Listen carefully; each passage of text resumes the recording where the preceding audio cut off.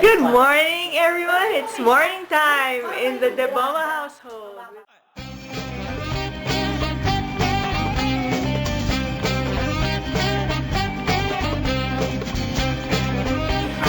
Ah, hello, chickens. Oh, they're up the tree. Look at that. The chickens are up the tree. Hello, hen. Ognuno lo vedetto lo fotte a padrone a nome delle cristiane ci avesse qualche tozzo me vorria. It's the farmer blowing.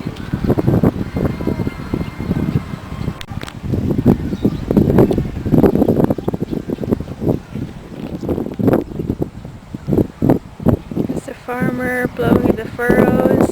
It should be straight with Carabas.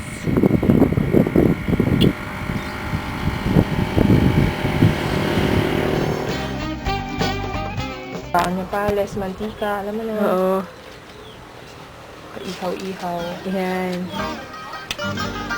Oo, saya. Here's Mama Ann with her wood-fired stove.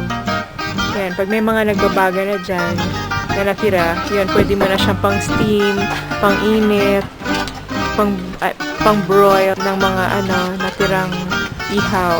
Wow.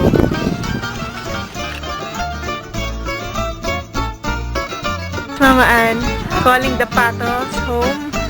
Home to the... Here are the patos and Mama Ann leading the patos home to their cage. There. There's the Mama Pato.